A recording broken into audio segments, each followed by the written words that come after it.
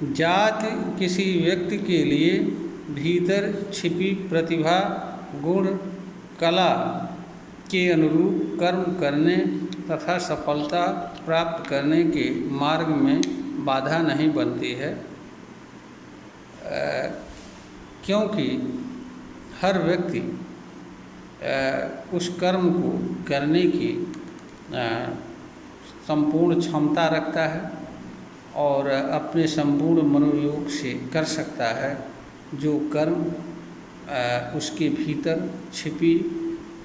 विशिष्ट प्रतिभा, गुण एवं कला के अनुरूप हो। ऐसे कर्म को मानव हर अवस्था में कर लेता है, क्योंकि ऐसे कर्म से मानव सहज भाव से स्वाभाविक रूप से जुड़ता है और उसके भीतर लगाव उत्पन्न होता है, उसमें उसका मन लगता है। इसलिए जात कोई बाधा नहीं बनती है। बाधा जो बनती हैं वह है मनुष्य का अज्ञान। पहला, ज़्यादातर मनुष्य यह जान एवं समझ नहीं पाते हैं कि उनके भीतर किस तरह की प्रतिभा छिपी हुई है, किस तरह का गुण है और कलाएं किस तरह की है तथा उनसे जुड़ा हुआ कर्म कौन सा है जिसे उसे करना चाहिए। अगर मनुष्य को यह पता हो जाए, जानकारी हो जाए कि उसके भीतर कौन सी विशेष प्रकार की प्रतिभा छिपी हुई है, कौन सा वह गुण है और कौन सी वह कला है जिसको वह बेहतर तरीके से कर सकता है और इनसे जुड़े कर्म कौन से हैं, अगर इन चीज़ों की जानकारी हो जाए तो मनुष्य का कार्य बड़ा आसान हो जाता है और मनुष्य ऐसे कर्म का चुनाव कर लेता है जो उसके प्रतिभा के अनुरूप हो, उसके भीतर छिपे गुण के अनुरूप हो तथा उसके भीतर छिपी जो कला होती है उसके अनुरूप हो।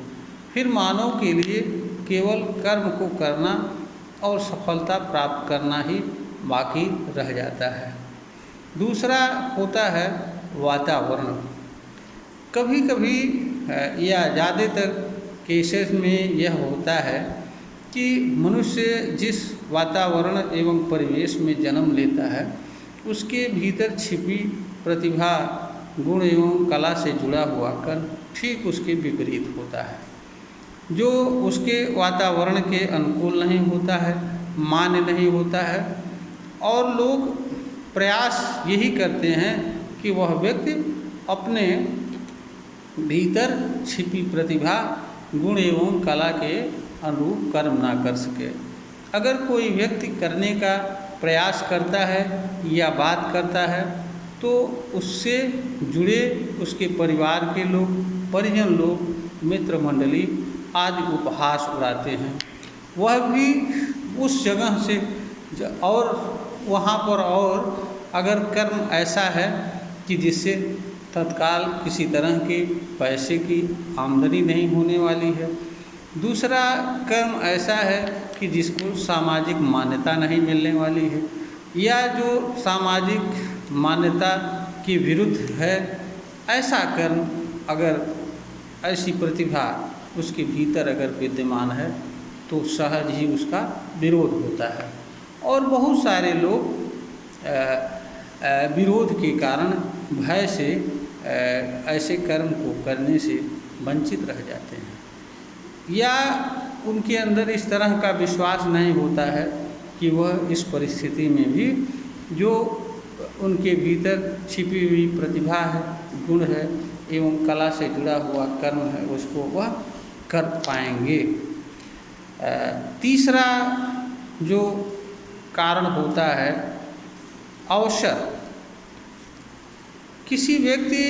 के कर्म के परिणाम में अवसर की भी महत्वपूर्ण भूमिका होती है। अगर व्यक्ति को कर्म करने का उचित अवसर न मिले तो व्यक्ति के कर्म का परिणाम अच्छा नहीं आता है, क्योंकि कर्म का परिणाम अवसरों पर निर्भर होता है, और ख़ास तौर से वे कर्म जिनके लिए अवसर की आवश्यकता होती है।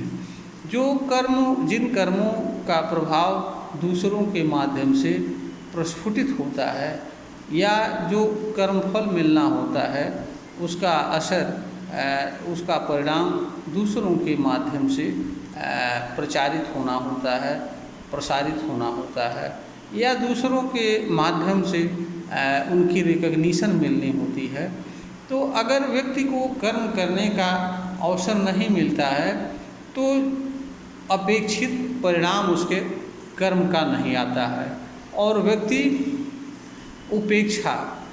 का शिकार होता है, और व्यक्ति के अंदर भी गलत भावनाएं जागृत होती हैं। अगला जो कारण है वह है परिस्थितियाँ। कभी कभी परिस्थितियाँ ऐसी, या बहुत सारे लोगों के जीवन में परिस्थितियाँ ऐसी होती हैं जो उनके भीतर छिपी गुण, प्रतिभा एवं कला से मेल नहीं खाती हैं, और परिस्थितियाँ मनुष्य को किसी और तरफ ले जाती हैं, और उसके भीतर जो छिपा हुआ गुण है, प्रतिभा है तथा कला है, इससे जुड़ा हुआ कर्म और इससे जो उत्पन्न विचार एवं भाव होता है वह मानव को दूसरे तरफ ले जाना चाहता है। ऐसी अवस्था में मानव दुविधा की स्थिति में जीवन जीता है। वह परिस्थितियों के अनुसार रहे अथवा अपने भीतर छिपी प्रतिभा एवं गुण तथा कला के अनुसार कर्म करे। अक्सर मानव परिस्थितियों बस समझौता कर लेते हैं और यह मान लेते हैं कि परिस्थितियां हमारे अनुकूल नहीं है, इसलिए हम इस कर्म को करना हमारे लिए उचित नहीं है, और अपने भीतर छिपी प्रतिभाएं तथा गुण एवं कला के अनुरूप कार्य करने से वंचित रह जाते हैं। ज़्यादातर लोग परिस्थितियों से समझौता करते हैं, परिस्थितियों से संघर्ष करके आगे निकलने की हिम्मत कुछ लोगों में बन पाती है। उसका कारण चाहे जो भी हो, या कुछ लोगों को इस तरह के प्रोत्साहन मिलते हैं, मदद मिल जाती है कि नहीं, परिस्थितियां तो आती जाती रहती हैं, लेकिन कर्म तो आप जब तक हो तब तक कर सकते हो, आज नहीं तो कल आपके कर्म का परिणाम अवश्य प्रस्फुटित होगा। अगला जो होता है, कर्म के परिणाम के प्रति आशावान न हो पाना। मानव आशा पर जीवन जीता है, और इसलिए मानव जो भी कर्म करता है उसके पीछे उसका कोई न कोई उद्देश्य रहता है,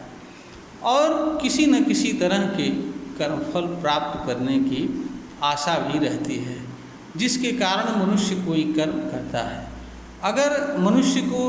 यह विश्वास नहीं होता है कि हमारे भीतर जो प्रतिभा है, गुण है या कला है, उसको करके हम सफलता प्राप्त कर सकते हैं, मानव समाज में अपना पहचान बना सकते हैं, या इसके माध्यम से मानव समाज में हमारी अलग पहचान बन जाएगी और जो हमारी स्थिति है उसमें बदलाव होगा। अगर इस तरह का विश्वास मानव के भीतर नहीं उत्पन्न हो पाता है तो भी मानव अविश्वास के कारण भी अपने भीतर छिपी प्रतिभा, गुण एवं कला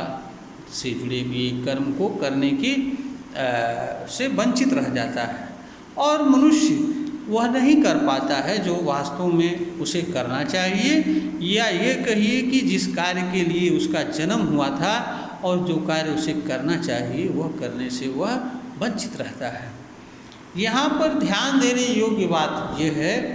कि जितने भी कारण हमने बताए हैं वह सभी कारण कोई मायने नहीं रखते हैं। अगर व्यक्ति को यह समझ में आ जाए, यह जान ले कि उसके भीतर किस तरह की प्रतिभा है, किस तरह के गुण हैं और किस तरह की कला छिपी हुई है तथा उनसे जुड़ा हुआ कर्म कौन सा है, व्यक्ति अगर इस चीज़ को जान ले एवं पहचान ले तथा इस निमित्त वह निष्काम भाव से कर्म करता रहे, तो परिस्थितियाँ कैसी हो, वातावरण कैसे हो, वह किसी भी जात में पैदा हुआ हो और उसे कोई अवसर दे या न दे या कोई उसका विरोध करे, सब कुछ के बावजूद भी वह अपनी समझदारी एवं बुद्धिमत्ता से ऐसे कर्म को हर परिस्थिति, हर अवस्था और हर अवसर में करने की क्षमता रखता है और वह हर परिस्थिति में इस तरह के कर्म को किसी न किसी रूप में कर ही लेता है। देर सवेर उसके कर्म के परिणाम की लाभ भी मिलता है, उसकी पहचान भी बनती है और उसके जीवन का जो उद्देश्य होता है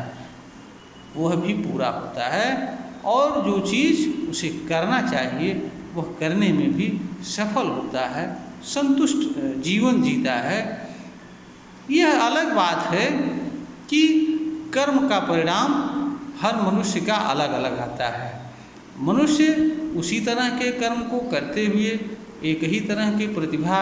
और सारे परिश्रम करते हुए भी अलग अलग लोगों के कर्म के परिणाम में भिन्नता आती है। अलग अलग लोगों को कर्म का फल अलग अलग रूप में मिलता है, किंतु यह सत्य है कि अगर व्यक्ति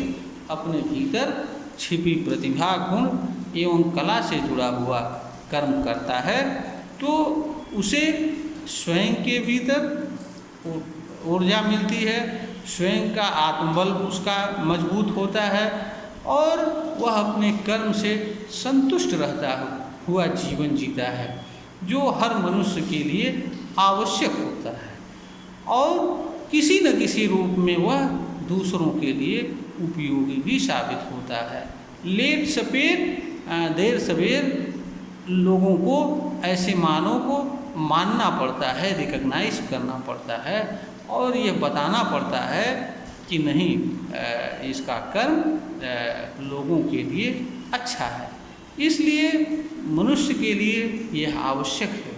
कि वह किसी भी जात में पैदा हुआ हो, कहीं भी पैदा हुआ हो, कैसी भी परिस्थिति हो, अवसर मिले या न मिले या कोई देने के लिए तैयार हो या न हो, उसे हर हालत में अपने अंदर को झांकना चाहिए, अपने भीतर को देखना चाहिए, यह देखना चाहिए कि आखिर उसके भीतर है क्या।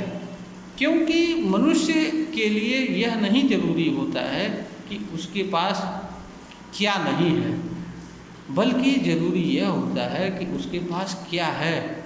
और जो है उसका वह बेहतर से बेहतर उपयोग कैसे कर सकता है।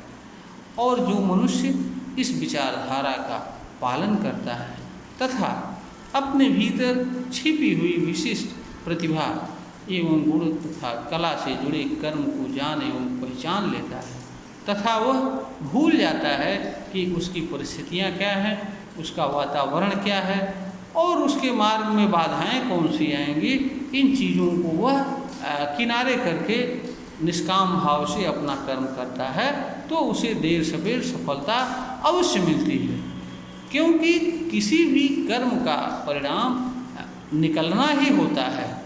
अगर कर्म परिणामदायक है तो कर्म का परिणाम किसी न किसी रूप में आना ही होता है, किसी न किसी रूप में कर्म का फल मिलना ही होता है। इसलिए महत्वपूर्ण